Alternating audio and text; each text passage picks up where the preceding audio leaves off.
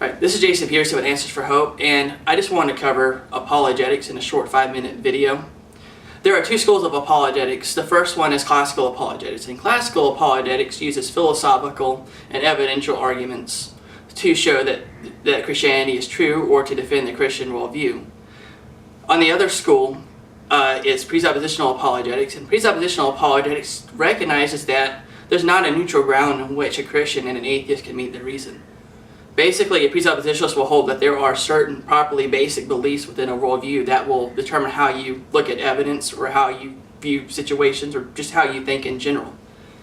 And the way that these two types of apologetics would differ would be, for instance, you have a classical apologist such as William Lane Craig. William Lane Craig negotiates with atheists, reasons with them on a neutral ground, in his scholarly debates and also in his cross-examinations and his Q&As in his debates.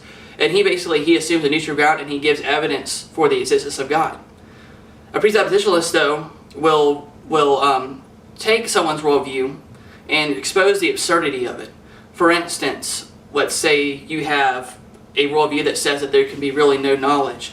Presuppositionalists might point out, well, if there could really be no knowledge, then how would you know that? And a presuppositionalist would also take the implications of their worldview and extrapolate them and show how the presuppositions that the unbeliever holds leads to nothing but absurdity. There are some challenges to apologetics, and the verse that's most often quoted for apologetics is 1 Peter 3:15, which is what the name of this ministry is based off of. Be sanctified in Christ, but be prepared to give an answer for the hope that's within you, but do it with gentleness and respect. Now, the last part can be difficult at times because some of the unbelievers can get pretty nasty. I have fallen short on that count more than once. And basically, whenever you hear that verse quoted by a lot of apologists, or just Christians in general, it's interesting to notice that the first part of that verse is left out.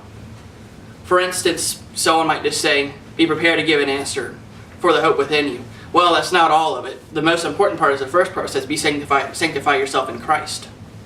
And then be prepared to give an answer, but do it with gentleness and respect. So, whenever we are doing apologetics, we're not doing it to just to destroy worldviews. We're not doing it as an exercise in pride. We're not doing it to show people, just for the fact of showing people that we're wrong and to put ourselves on a pedestal.